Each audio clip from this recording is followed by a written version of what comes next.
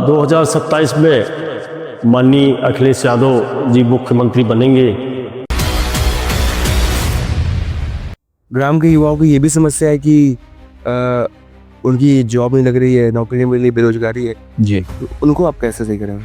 नहीं, उनको बेहतर शिक्षा और कंपटीशन कोचिंग सेंटर स्थापित होने चाहिए। तो ऐसी कोई कमी तो रही होगी ना जिस वजह से इस साल नहीं हुआ। आपके हिसाब से क्या लगता है कि गलती किसकी थी या फिर कमी कहाँ पे आ गई? नहीं, कोई कमी तो नहीं रही, लेकिन कुछ लोग जो है सांप्रदाय और जाति धर्म में समाज को बांटने का काम किया, जिसकी वजह से समाज थोड़ा दिशाहीन हुआ। तो सपा और बीजेपी दोनों अपने आप को गरीबों की पार्टी बताते हैं, बोलते हैं ना कि हम गरीबों के लिए ये करेंगे वो करेंगे, गरीबों की पार्टी है। तो आपके हिसाब से सही क्या है?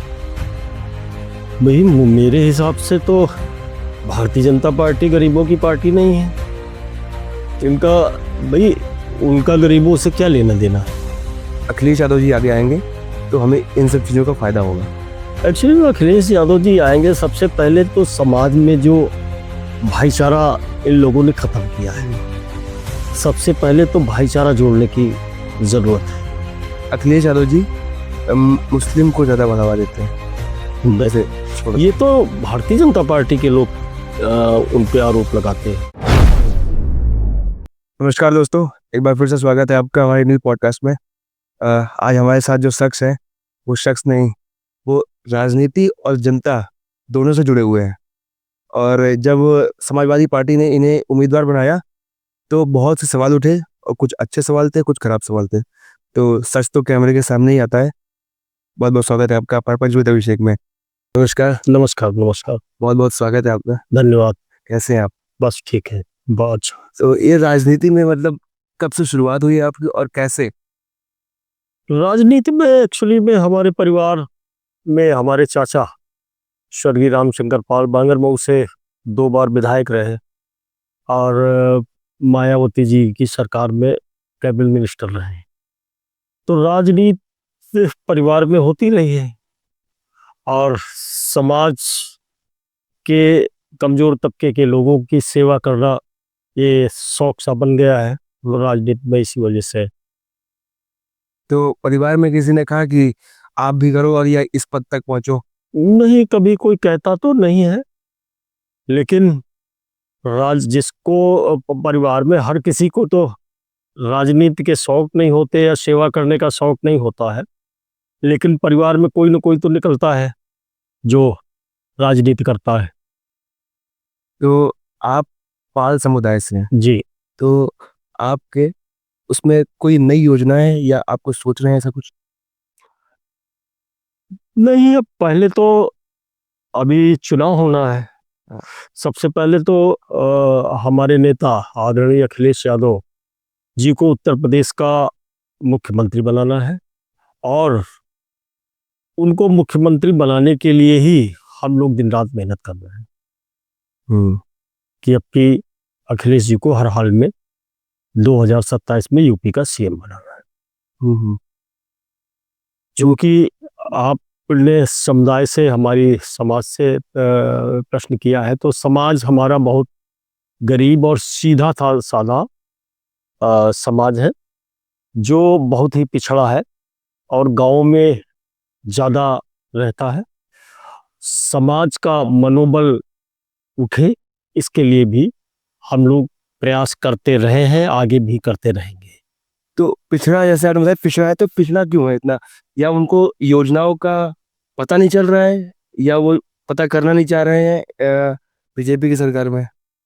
नहीं, बीजेपी की सरकार में तो सही बात यह है कि कोई ऐसी समाज, कोई भी समाज, गरीब तबके की समाज, पिछड़े वर्ग की समाज, दलित, उनके उत्थान के लिए कोई ऐसी योजना ही नहीं अभी धरातल पर आई है जिससे लोग उसका लाभ ले सके। अभी जैसे आपको जिता दिया जाए उसके बाद फिर आप सबसे पहला स्टेप क्या लोगे कि पब्लिक के लिए? ये सबसे पहले देखिए, जनता से सीधे जुड़ाओ और चूंकि मैं जहाँ से प्रयास कर रहा हूँ वो पूरी की पूरी ग्रामीण कंस्टिट्यूंसी है, कृषि पे आधारित है। तो वहाँ युवाओं को रोजगार के लिए उनकी शिक्षा, उनको रोजगार मिले। और कृषि, जैसे बांगरमऊ कॉन्स्टिट्यूंसी है तो यहाँ पे अ, आलू की बहुत फसल होती है और आम भी होता है। तो कृषि बहुत अच्छी, तो कृषि से संबंधित कुछ उद्योग लगे, फूड से संबंधित उद्योग लगे, जिससे लोगों को काम मिल सके, उनके जीवन स्तर में सुधार आ सके। बांगरमऊ की सबसे बड़ी समस्या क्या है आपके हिसाब से? बांगरमऊ में इस समय जैसे बहुत तेज कटान चालू है। अच्छा। गंगा जी से कई F84 ब्लॉक है, वहाँ मुझे लग रहा कि बहुत ज़्यादा कटान है। और कुछ गांव में हालांकि जिला प्रशासन प्रयास कर रहा है कि कुछ रोडें बच जाए और गांव बचे। हम्म। तो एक तो कटान कटरी की समस्या है, गंगा जी का बहुत ज़्यादा किनारा है। हम्म। और लड़कियों के लिए एक डिग्री कॉलेज की आवश्यकता है और स्वास्थ्य की बेहतर व्यवस्था। तो जो बांगरमऊ की मूलभूत समस्याएं हैं, तो अगर अखिलेश यादव जी की सरकार बनती है तो उसका निराकरण करवाया जाए। तो आपने भी पहले बहुत काम कराया है, मैंने पता करवाया है, हमारे रिसर्च टीम ने काफ़ी जाके पता किया है। ये। तो जैसे आपके हिसाब से सबसे बड़ा काम आपने क्या कर पाया? नहीं, अभी हमने कोई ऐसा काम नहीं करवाया, चूंकि हम किसी ऐसे पद पे नहीं रहे जिससे कि सरकार से कोई काम। हाँ, मैं बांगरमऊ के गंज मुरादाबाद ब्लॉक से जिला पंचायत सदस्य था, तो सड़कें मैंने बहुत बनवाई थी उस समय, जो जिला पंचायत से के माध्यम से सड़कें बनवाई थी। बाकी जब चाचा जी हमारे मिनिस्टर थे तो उन्होंने क्षेत्र पे में काम किया। और जो भी विकास के काम होते हैं उन्होंने काफी काम किया है। हम्म। तो समाजवादी पार्टी से विचारधारा का जुड़ाव आपसे कैसा रहा? देखिए, समाजवादी पार्टी एक तो गैर बराबरी दूर करने का सदैव प्रयास करती है, समाज में समानता आवे। और आज का जो माहौल है, इस माहौल में जो खाई पाटी जा रही है, समाजवादी पार्टी निरंतर ये प्रयास करती है कि समाज में भाईचारा बना रहे और सामंजस्य बना रहे। और समाजवादी पार्टी के नेता, हमारे नेता आदरणीय अखिलेश यादव, आ, मैं चूंकि बहुत दुनिया तो नहीं देखी, लेकिन पूरे देश में सबसे सर्वश्रेष्ठ नेता है। तो जैसा आपने कहा कि समानता बनाए रखें और अ, लोग चाहते हैं कि एक साथ रहें, क्या अदर पार्टीज नहीं चाहती हैं क्या? नहीं, कुछ पार्टियां तो वैमनस्य बना के ही राजनीति उनकी चल रही है। कुछ पार्टियां तो समाज में खाई खोद के वैमनस्यता बना के उनकी राजनीति चल रही है। समाजवादी पार्टी समाजवाद लाना चाहती है, खाई पाटना चाहती है और मिलजुल के सभी लोग रहें, ये निरंतर प्रयास करती रहती है। हम्म। जैसे ग्राम के लोग हैं और भी अदर लोग हैं, वो क्या है कि नेताओं का नाम सुन करके उनके दिमाग में एक बुरी चीज आती है कि नहीं ये हमारे लिए अच्छा करेंगे या खराब करेंगे। वो होता है कि एक डाउटफुल होता है। तो आप उनको कैसे बदलेंगे, उनका नजरिया कैसे बदलेंगे? जो नेता और जनता के बीच हाँ। दूरी बन गई है, हाँ। उस दूरी को पाट के लोगों के बीच जाके भाईचारा बना के हम्म। और सामंजस्य बना के उस खाई को पाटने का काम समाजवादी पार्टी के लोग कर रहे हैं और आगे भी करते रहेंगे। तो वो तो तभी होगा जब आप उनकी प्रॉब्लम्स का सलूशन करोगे। तो वो सलूशन कैसे होगा? नहीं, इस प्रॉब्लम का सलूशन तो सबसे मान लिया कुछ समस्याएं हैं होती है जो गांव में छोटी मोटी, जो हम लोग अपने स्तर से जिनका प्रयास करके निराकरण करा सकते हैं, वो तो चल रहा। बाकी 2027 में माननीय अखिलेश यादव जी मुख्यमंत्री बनेंगे तो जो भी समस्याएं होंगी उनको प्राथमिकता के स्तर पे उनका निराकरण होगा। ग्राम के युवाओं की ये भी समस्या है कि उनकी जॉब नहीं लग रही है, नौकरी नहीं मिल रही, बेरोजगारी है, जी, तो उनको आप कैसे सही करेंगे?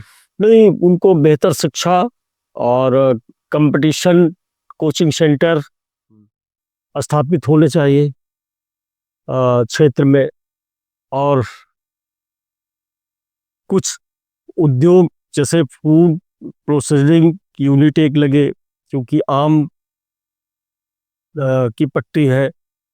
मांगरमऊ में ये आलू बहुत ज़्यादा उत्पादन होता है, तो इस तरह के उद्योग लगे जिससे उनको अच्छे पैसे भी मिले और लोगों को रोजगार भी मिले। और युवा पढ़ने के लिए बाहर जाता है, सिटीज में जाता है, तो वो जो सुविधाएं जो सिटीज में है, वो आप ग्राम में कैसे अवेलेबल कर सकते हो? मतलब सिटीज की बात ही अलग है और गांव की बात अलग है, तो आप उसको एक साथ कैसे कर सकते हो? नहीं, अच्छे कोचिंग सेंटर खोले जाए, हम्म उनको अवसर मिले, वहाँ अच्छे कोचिंग सेंटर हो तो क्यों जाएगा आदमी बाहर। हम्म लेकिन वो सरकार बनने पे उपलब्ध कराई जाए व्यवस्था है। और अभी कुछ मैंने और भी नेताओं के पॉडकास्ट करे, उसमें बहुत लोगों के मैसेज आए, बहुत लोगों के कमेंट्स आए कि जो युवा है वो ये चाहते हैं कि हम भी पॉलिटिक्स में जाएं, और उनको पता नहीं है कि हम कैसे जाएं। तो आप थोड़ा सा ये बताओ ताकि उन लोगों तक ये बात पहुंचे कि वो पहला स्टेप कैसे रखें वहां तक पहुंचने के लिए। मैं यूथ को सबसे पहले सामाजिक काम से शुरुआत करनी चाहिए, इसके बाद राजनीतिक रास्ता तो अपने आप मिल जाएगी। समाज की सेवा से शुरू करना चाहिए और राजनीतिक रास्ता तो अपने आप मिल जाएगा, हम्म लेकिन कुछ न कुछ तो करना ही पड़ेगा। तो जैसे चुनाव जैसी चीज कोई अगर ना होती तो भी आप समाज सेवा कंटिन्यू रखते? इस समाज सेवा तो कंटिन्यू रहती ही है, किसी न किसी रूप में समाज के सेवा तो चले ही करती। और चुनाव इसलिए महत्वपूर्ण है कि नेता को, अपने नेता को, जो देश का सबसे अच्छा नेता है उसको मुख्यमंत्री बनाना है, सरकार बनाना है, उसके माध्यम से और लोगों के काम होने। तो ऐसी कोई कमी तो रही होगी ना जिस वजह से इस साल नहीं हुआ? आपके हिसाब से क्या लगता है कि गलती किसकी थी या फिर कमी कहाँ पे आ गई? नहीं, कोई कमी तो नहीं रही, लेकिन कुछ लोग जो है सांप्रदाय और जाति धर्म में समाज को बांटने का काम किया, जिसकी वजह से समाज थोड़ा दिशाहीन हुआ। और अब आज की तारीख में उन्होंने, समाज ने भी, लोगों ने भी अपनी गलती सुधारी है, और लोग अब सिर्फ एक ही बात कहते हैं कि बस 2027 में जैसे ही चुनाव आएगा अखिलेश यादव को मुख्यमंत्री बनाना। हाँ, मैंने मतलब बहुत लोगों का सुना हुआ है कि वो ये कहते हैं कि हम परेशान हो चुके हैं कुछ चीज़ों से वो परेशान हो चुके हैं कि नहीं, ये अब ज़्यादा हो रहा है। जैसे महंगाई कभी कभी ज़्यादा हो जाती है, बहुत इतनी ज़्यादा हो जाती है, जो गरीब है वो अफोर्ड नहीं कर सकता बहुत सी चीज़ें। तो महंगाई को लेकर के वो कैसे सुधार होगा? नहीं, महंगाई एक्चुअली में सरकार की नीतियाँ, जो केंद्र सरकार की नीतियाँ हैं जिनकी वजह से महंगाई बढ़ी है। लेकिन अगर स्टेट में सरकार बदल जाएगी तो बहुत कुछ नियंत्रण में आ जाएगा, हम्म और आने वाले 29 तक केंद्र की भी सरकार जाएगी और वहाँ भी इंडिया गठबंधन की सरकार आएगी, तो महंगाई खत्म होगी। क्योंकि ये सरकार ही पूंजीपतियों को बढ़ावा दे रही है, हम्म गरीब गरीब होता जा रहा है, और कुछ लोगों के पास, चंद लोगों के पास देश का सारा धन इकट्ठा होता जा रहा है। जी, आपने इनडायरेक्टली किसी को दे दिया। नहीं नहीं, ये मतलब सत्य है और हकीकत भी यही है हाँ। कि मतलब कुछ लोग अमीर अमीर होता जा रहा है और गरीब होता जा रहा है। ये सरकार की नीतियां हम्म जनता के हित के लिए नहीं है। कुछ पूंजीपतियों को बढ़ावा देने के लिए। तो सुरेंद्र पाल जी को जैसे अगर जनता चुनती है तो कोई ऐसी आप मुझे 3 खूबियां बताइए कि जिस वजह से जनता आपको चुन ही लेगी। नहीं, मुझे जनता, मैं अपनी बात नहीं करता हूं, लेकिन जनता जो है अखिलेश यादव को मुख्यमंत्री बनाना चाहती है। आपका भी तो कहीं ना कहीं है ना कि अब मुझे भी इस पद पर जाना है। नहीं, ये तो हमारा नेता तय करेगा। ये तो माननीय हमारे राष्ट्रीय अध्यक्ष जी अखिलेश यादव तय करेंगे कि हमें कहाँ जाना है। तो फिर जनता का क्या रोल इसमें? जनता, फिलहाल तो सारा रोल जनता का है। आपने कहा कि जनता बनाएगी मुख्यमंत्री अखिलेश यादव जी को। जी। अखिलेश यादव जी आपको किसी पद पर रखेंगे, अब ये वो कैसे रखेंगे? वो तो वोट तो जनता देगी ना आपको उस पद पर रखने के लिए। जी, ये तय करना अखिलेश जी का काम है। हम तो अखिलेश जी की नीतियों को आगे बढ़ाने के लिए, उनको मुख्यमंत्री बनाने के लिए निरंतर प्रयास कर रहे हैं, अपनी समाज में और गरीब तबके में जाके, और इस सरकार की विफलताओं को जनता को बताना। और चूंकि अखिलेश यादव जी जब मुख्यमंत्री थे तो उनके कामों को लोगों ने तो देखा ही है, जानते हैं, और इनके कामों को भी देख रहे हैं। तो गांव की जो औरतें हैं वो पंचायत तक पहुंचती तो है, मगर जो डिसीजन होता है, जो निर्णय होता है, वो आज भी पुरुष ही लेते हैं। नहीं, अब ऐसा नहीं है। बहुत ज़्यादा महिलाएं जो है अब निर्णय अपने स्वतंत्र रूप से लेने लगी हैं, और बहुत कम जगह पे ऐसा होगा कि महिलाएं निर्णय नहीं लेती। लेकिन आजकल जो है अब पढ़ी लिखी महिलाएं भी चुनाव लड़ती हैं, और प्रधान और बीडीसी क्षेत्र पंचायत सदस्य बनती हैं, और डिसीजन मेकर होती है।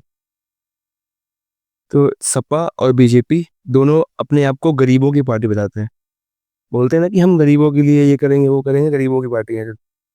तो आपके हिसाब से सही क्या है?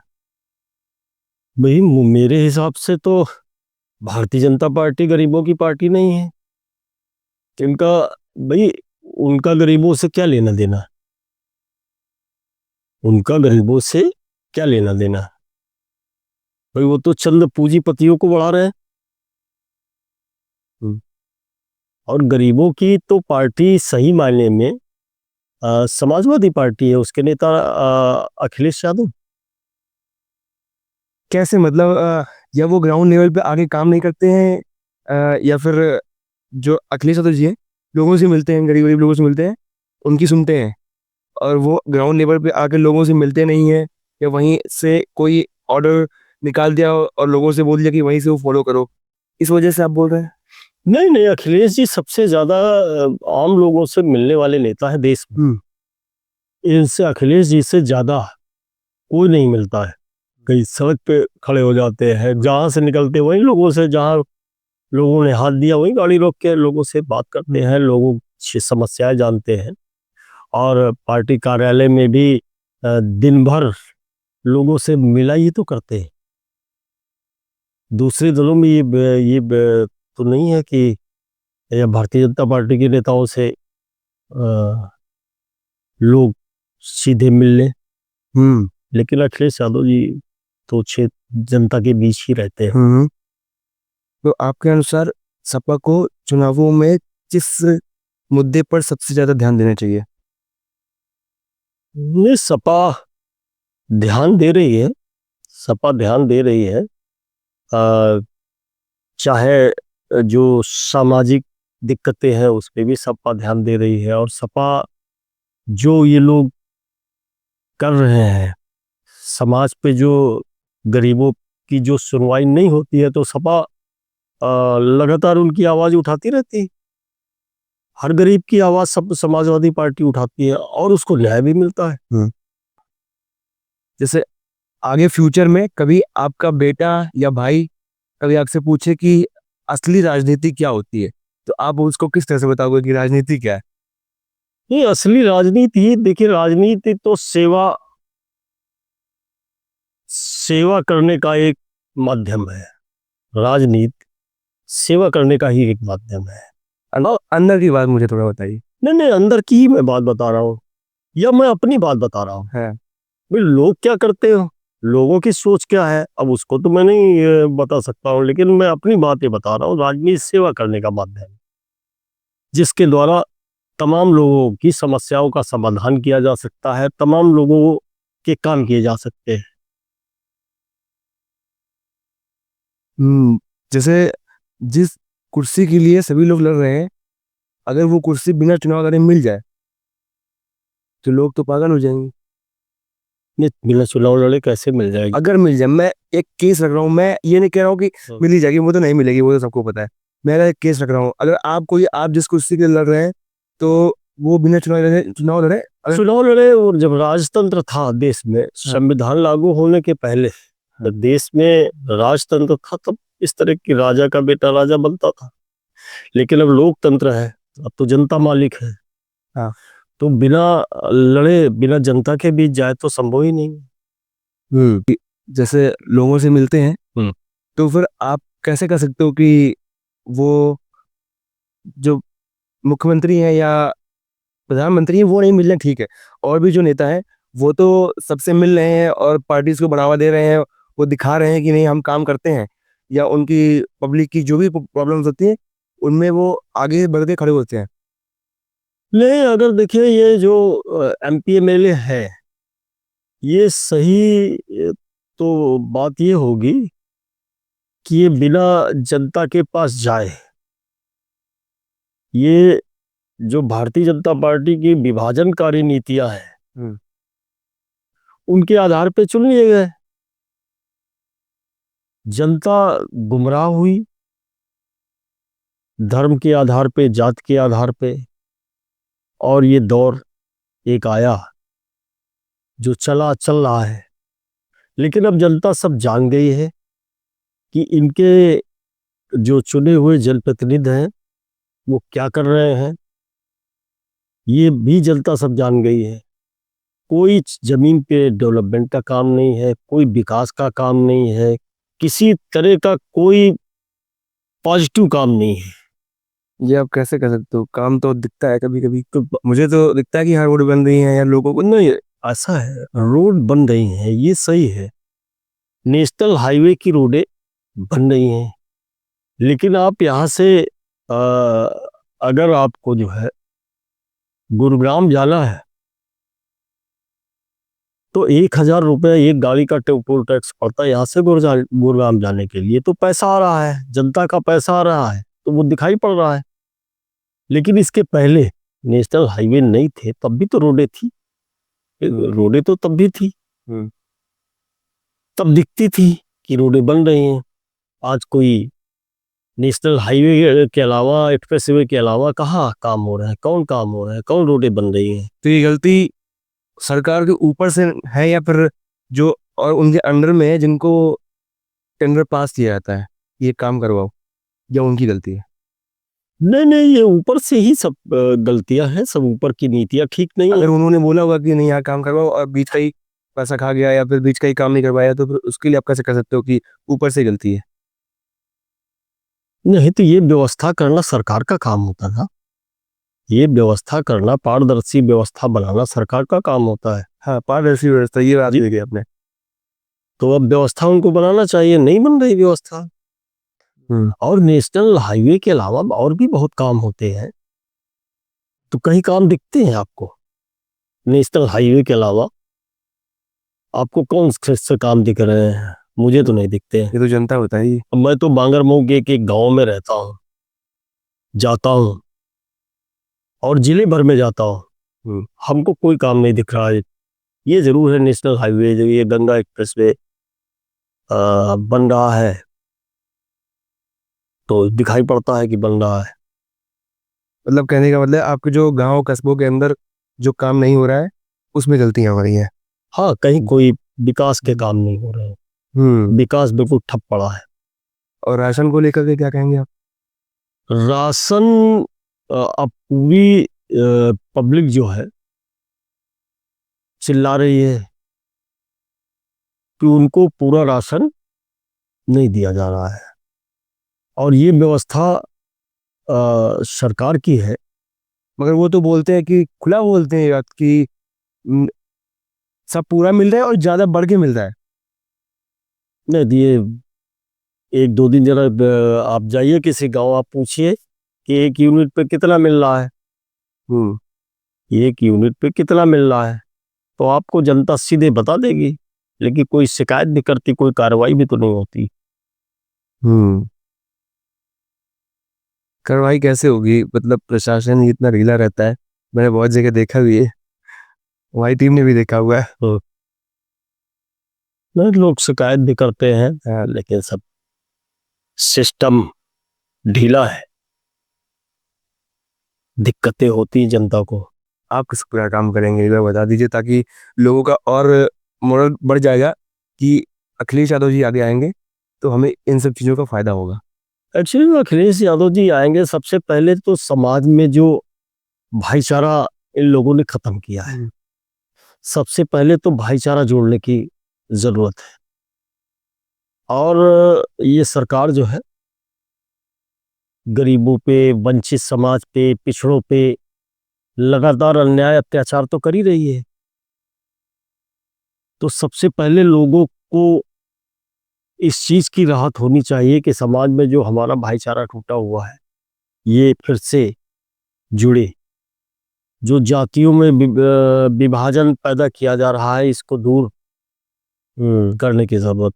अच्छा, एक बात मैं पूछूं जातियों से, मुझे याद आया कि लोग बोलते हैं ऐसा, मैंने सुना है अपनी कानों से और न्यूज़ में भी देखा है ऐसा, कि अखिलेश यादव जी मुस्लिम को ज़्यादा बढ़ावा देते हैं। वैसे ये तो भारतीय जनता पार्टी के लोग उन पे आरोप लगाते हैं, ऐसा नहीं। अखिलेश यादव जी वही ऐसे नेता है, मैं तो लोगों की सुन नहीं, चाहे हिंदू हो, चाहे वो मुसलमान हो, चाहे वो ब्राह्मण हो और चाहे क्षत्रिय हो, या सब दलित हो या बैकवर्ड के लोग हो, सबको एक भाव से वो देखते हैं। उनके अंदर जरा सा भी ये नहीं है, ये उनपे गलत तरीके से ये लोग जो है समाज को विभाजित करने के लिए आरोप लगाते हैं। और एक आरोप ये भी है कि जितने भी जनरल कास्ट वाले हैं उनको जॉब्स कम मिलेंगी, और जब अगर अखिलेश यादव की वो रहेगी सरकार तो उसमें यादव और बाकी जो कास्ट है उनको जॉब्स अच्छे से मिलेंगी। नहीं, ये तो एक बड़ा सोशल मीडिया पे प्रचार हुआ था जब अखिलेश यादव जी मुख्यमंत्री थे। हाँ। कि 86 एक वैकेंसी थी जिसमें 56 यादव भर्ती कर लिए गए थे। अखिलेश जी आज तक पूछते हैं, मुख्यमंत्री जी से पूछते हैं कि वो सूची जारी करो। तो 56 यादव भर्ती कर लिए गए थे, वो सूची जारी करो। ये सब प्रोपोगंडा, झूठा प्रचार फैला के बदनाम करने का काम करते हैं। कब तक झूठ चलेगा ये ना? और वो कब तक चलेगा वो सब अब जनता जान चुकी है, कलई खुल चुकी है। एक झूठ की भी एक सीमा होती है। मैं वो सुन रहा हूँ जो पब्लिक बोल रही है, मैं वो सुन रहा हूँ जो आप बता रहे हैं, उस हिसाब से मैं डिसीजन मेकिंग करके ये बोल रहा हूँ। एक झूठ की भी एक सीमा होती है कि अगर आप झूठ बोल रहे हो तो वो एक समय तक पब्लिक जान जाएगी और आपको वोट देना बंद कर देगी और कोई दूसरा अच्छा नेता चाहेगी। नहीं तो वो जनता अब जान गई है, जनता सब जानने लगी है। अब सिर्फ वक्त का इंतजार कर रही है, समय का इंतजार कर रही है कि वो समय आवे कि हम अपने नेता को उत्तर प्रदेश की गद्दी सौंपे और इनको बहुत बुरी तरह से बाहर करें। ये जनता बिल्कुल तय कर चुकी है, बस समय का इंतजार पब्लिक कर रही है। अगर मुख्यमंत्री अखिलेश यादव जी बन गए तो मोदी जी का आ जाएगी। मोदी जी का और योगी जी का जो साथ है वो बहुत करीब में सकता है, तो उनको फिर क्या होगा? नहीं, अभी तो योगी जी का चुनाव है ना, ये मोदी जी का जब नहीं है। चुनाव तो उनका है मगर जो मित्रता है उनकी बहुत अच्छी है। हाँ तो होगी, जब उनके उनकी अखिलेश यादव जी से कैसे बनेगी? नहीं, उनसे अखिलेश यादव जी से क्या मतलब है? कहीं ना कहीं भाई उनकी नीति, है ना वो देश के प्रधानमंत्री हैं, तो प्रधानमंत्री होने की वे नाते हर आदमी उनका सम्मान करता है कि हमारे भी प्रधानमंत्री हैं, आपके भी प्रधानमंत्री हैं। लेकिन नीतियां उनकी और अखिलेश जी की अलग अलग है। नीतियां उनकी विभाजनकारी हैं। अखिलेश जी हमेशा पॉजिटिव बात करते हैं, समाज को जोड़ने की बात करते हैं, और वो तोड़ने की बात हमेशा करते हैं। और मैं अखिलेश जी की तरफ से एक बात ये भी कहूँगा कि जिस समय उनकी सरकार थी उसमें कॉलेज के बच्चों को लैपटॉप्स प्रोवाइड किए गए। जी। और अभी योगी सरकार में फ़ोन से टैबलेट्स दिए गए हैं। तो उन्होंने पैसा बचाया, क्या उन्होंने पैसा बचाया, लोगों पे खर्च नहीं किया, या अखिलेश यादव जी ने लोगों को कम बचाया, अपना कम बचाया और लोगों को ज़्यादा प्रोवाइड किया? आपको ऐसा लगता है कि उन्होंने पैसा बचाया या कोई और भी चीज़ थी? नहीं, अखिलेश यादव ने सभी जो पात्रता की श्रेणी में आते थे सभी लोगों को लैपटॉप उस समय दिए थे। और इन लोगों ने बहुत कम लोगों को खाली एक अपना प्रचार प्रसार करने के लिए दिए हैं, बाकी आम जनरल लोगों को नहीं दिए हैं। बहुत बहुत धन्यवाद मुझे अपना समय देने के लिए। और आप एक बार युवा को एक बार बता दो और पब्लिक को बता दो कि आगे क्या क्या, मतलब जैसे ही मुख्यमंत्री बनेंगे तो फर्स्ट स्टेप आप क्या लेंगे, उसके बाद हम लोग रैप अप करते हैं। नहीं, सबसे पहले तो क्षेत्र के जो विकास अधूरे हैं, टूटी सड़कें हैं, सबसे पहले अखिलेश जी की नज़र तो उन पे है। और युवाओं को बेहतर शिक्षा, हर क्षेत्र में ग्रामीण इलाकों में बढ़िया कोचिंग सेंटर, जिससे उनका भविष्य और पलायन रुके और उनका भविष्य जो है घर से दूर न जाना पड़े और भविष्य उज्जवल हो। तो अखिलेश यादव जी बहुत विजनरी नेता है और उन्होंने सब सोच रखा है कि हमें क्या करना है। बहुत बहुत धन्यवाद समय देने। Thank you, thank you, thank you. और आपको भी बहुत बहुत धन्यवाद कि आप से हमारी बात हुई, आपके माध्यम से हमारी बात जनता तक पहुंचेगी, इसके लिए आपको बहुत बहुत धन्यवाद। और बाकी समय मिले तो दोबारा मिलेंगे। Thank you. धन्यवाद।